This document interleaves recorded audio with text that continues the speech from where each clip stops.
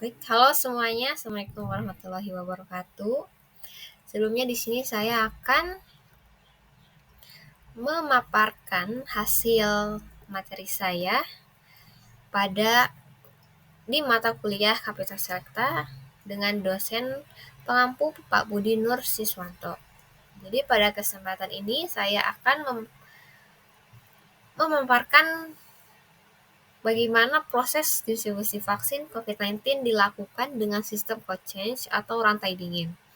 Kemudian apa saja resiko yang bisa muncul selama proses distribusi berlangsung, serta bagaimana langkah-langkah yang dilakukan untuk mengidentifikasi, menganalisis, dan mengatasi resiko-resiko tersebut. Sebelumnya, saya mengambil materi ini dari artikel yang berjudul Perancangan Jaringan dan Analisis Resiko Distribusi pada Cold Chain Vaksin COVID-19. Topik ini sangat penting karena keberhasilan vaksinasi massal di Indonesia sangat bergantung pada pengelolaan distribusi vaksin yang baik, di mana cold chain menjadi elemen paling kritis yang menentukan apakah vaksin tetap efektif saat diterima di masyarakat. Sebelumnya, izinkan perkenalkan saya Dinda Gevira Suherman dengan NPM 18.222.0048 di Program Studi Manajemen Logistik Universitas Logistik dan Bisnis Internasional. Jadi bagaimana sih vaksin dapat sampai ke kita? Jadi sebagian besar masyarakat itu hanya mengetahui bagaimana vaksin itu tersedia di puskesmas atau rumah sakit saja, tetapi sangat jarang yang menyadari betapa rumit dan panjangnya proses distribusinya. Jadi vaksin COVID-19 yang termasuk produk biologis sangat sensitif terhadap suhu, yang dimana vaksin harus dijaga pada suhu tertentu sejak diproduksi, dikirim antar negara, disimpan di gudang, sampai akhirnya disuntikan ke masyarakat. Proses inilah yang disebut sebagai rantai dingin atau cold chain. Cold chain menjadi jaminan mutu vaksin karena jika suhu penyimpanan naik atau turun di luar batas, kandungan vaksin ini dapat rusak dan vaksin menjadi tidak efektif untuk digunakan. Oleh karena itu, setiap tahap distribusi harus dilakukan secara hati-hati dan diawasi secara ketat. Baik, distribusi vaksin COVID-19 dimulai dari produsen internasional seperti Sinovac dan AstraZeneca yang memproduksi vaksin di negara asalnya. Vaksin dikemas dalam kontainer pendingin dan dikirim melalui jalur udara menuju Indonesia. Setibanya di Indonesia, vaksin diserahkan ke perusahaan Bio Farma. Kemudian di Bio Farma tersebut berperan untuk mengolah vaksin jika masih dalam bentuk bahan baku. Di Bio Farma, kemudian vaksin akan dikemas ulang dalam bentuk multidosis agar siap didistribusikan. Sebelum vaksin dapat digunakan, BPOM harus melakukan pemeriksaan kualitas secara menyeluruh dan memberikan izin edar. Setelah semua proses ini selesai, vaksin dapat dimulai untuk didistribusikan. Kemudian tahap berikutnya yaitu pengiriman ke Dinas Kesehatan Provinsi Jawa Timur. Dari sini vaksin dilanjutkan ke Dinas Kesehatan Kabupaten Mojokerto yang menggunakan mobil box pendingin agar suhu tetap stabil. Kemudian yang terakhir, vaksin dikirim ke fasilitas pelayanan kesehatan seperti rumah sakit, puskesmas, dan klinik. Setiap titik distribusi wajib memiliki fasilitas cold chain dan sistem monitoring suhu yang memadai agar kualitas vaksin dapat tetap terjaga. Kemudian, cold chain vaksin COVID-19. Sebelumnya, cold chain dapat diartikan sebagai istilah yang digunakan untuk menyebut sistem distribusi dan penyimpanan vaksin dalam suhu yang terkontrol. Untuk vaksin COVID-19, suhu penyimpanan harus berada di rentang 2 hingga 8 derajat Celcius. Apabila suhu naik atau turun melewati batasnya, komponen aktif dalam vaksin dapat mengalami kerusakan permanen. Hal ini berarti vaksin menjadi tidak efektif dan tidak bisa digunakan. Contoh nyatanya dapat terjadi pada Kasus yang di Jepang ketika ribuan dosis vaksin terbuang sia-sia hanya karena kerusakan mesin pendinginan. Kejadian ini membuktikan bahwa cold change adalah aspek yang tidak bisa disepelekan. Setiap lemari pendingin, kontainer, hingga kendaraan pengangkut wajib dilengkapi alat pengatur suhu dan sistem alarm suhu. Tanpa cold change yang berjalan sempurna, keberhasilan vaksinasi bisa gagal total meskipun vaksin tersedia dalam jumlah banyak.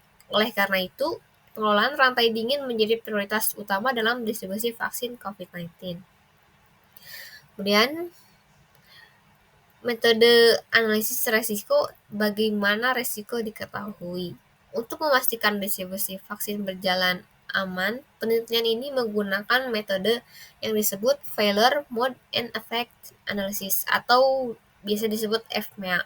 Metode ini membantu menganalisis resiko secara sistematis dengan cara mengidentifikasi potensi masalah yang bisa terjadi, menilai seberapa parah dampaknya, seberapa sering masalah itu dapat terjadi, dan seberapa mudah masalah tersebut dideteksi.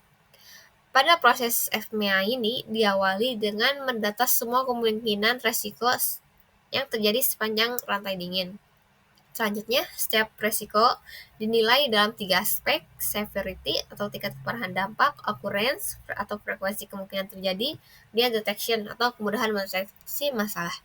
Setelah ketiga nilai ini diberikan skor, dilakukan perhitungan RPN atau risk priority number dengan rumus severity dikali occurrence kemudian dikali detections. RPN ini membantu menentukan risiko mana yang paling mendesak untuk diperbaiki terlebih dahulu. Melalui pendekatan FMEA, kita dapat mengetahui titik-titik paling rentan dalam distribusi vaksin dan bagaimana merencanakan langkah mitigasi secara terukur. Kemudian untuk resiko distribusi vaksin dengan RPN tinggi, jadi hasil penelitian menunjukkan setidaknya terdapat 12 risiko utama yang dapat mengancam kualitas vaksin selama proses distribusi.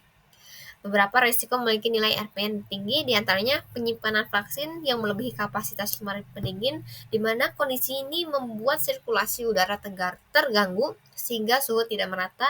Inilah risiko dengan nilai RPN tertinggi. Kemudian yang kedua, kebersihan pendingin yang tidak terjaga, di mana bunga es menumpuk di pintu pendingin membuat pintu tidak bisa tertutup rapat sehingga menjadi suhu naik. Kemudian yang ketiga, kecelakaan kendaraan pengangkut. Jika kendaraan rusak atau kecelakaan, cold change akan terputus. Kemudian yang keempat, petugas kurang kompeten dalam penanganan vaksin, di mana kurangnya pelatihan membuat prosedur cold change tidak dilakukan dengan benar. Yang kelima, suhu dalam kendaraan tidak dikontrol saat pengiriman. Jika suhu naik tanpa disadari, vaksin bisa rusak. Selain itu, resiko lain yang ditemukan meliputi gangguan listrik, pintu lemari pendingin dibiarkan terbuka terlalu lama, hingga lupa memasukkan vaksin ke dalam pendingin. Semua risiko ini terjadi akan merusak mutu vaksin dan menghambat program vaksinasi. Kemudian solusi dan usulan perbaikan. Agar resiko tersebut dapat dikendalikan, pada penelitian ini memberikan beberapa usulan perbaikan yang spesifik. Di antaranya, penyimpanan vaksin harus sesuai kapasitas. Jika lemari pendingin penuh, vaksin harus segera dipindahkan ke pendingin lain. Kemudian, pendingin dibersihkan secara berskala agar bunga es dapat dicairkan sehingga pintu dapat tertutup rapat. Kemudian kendaraan pengangkut vaksin dicek secara rutin seperti rem, ban, dan suhu kendaraan diperiksa sebelum perjalanan. Kemudian petugas distribusi dilatih secara berkala, hanya petugas yang sudah kompeten yang dapat diizinkan menangani vaksin. Kemudian disediakan alat pengontrol suhu cadangan. Setiap kendaraan dan gudang harus memiliki termometer dan alarm suhu. Kemudian pasokan listrik harus dijaga seperti genset dan petugas siaga disiapkan untuk mencegah gangguan listrik. Kemudian komunikasi antar instansi diperbaiki seperti informasi stok vaksin diperbarui secara real time agar distribusi lebih efisien. Dengan langkah-langkah ini, cold change bisa tetap terjaga sepanjang proses distribusi. Kemudian kesimpulannya yang dapat diambil dari seluruh proses distribusi vaksin COVID-19, kita dapat belajar bahwa code change bukan hanya sekedar fasilitas tambahan, melainkan bagaimana paling penting dalam menjaga efektivitas vaksin tersebut. Semua pihak, mulai dari produsen, lembaga pengawas, distributor, hingga petugas di puskesmas, harus dapat bekerja sama menjaga rantai dingin agar vaksin tetap berkualitas sampai ke penerimanya. Penelitian ini membuktikan bahwa tanpa pengendalian resiko yang baik, distribusi bisa gagal meskipun stok vaksin tersedia.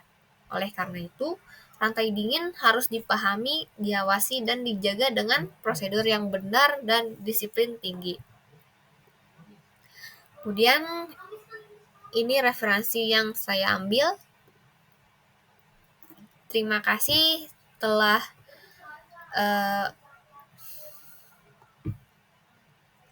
sebelumnya terima kasih telah menyimak presentasi saya hingga akhir. Mohon maaf apabila ada kesalahan dalam kata atau berbicara. Assalamualaikum warahmatullahi wabarakatuh.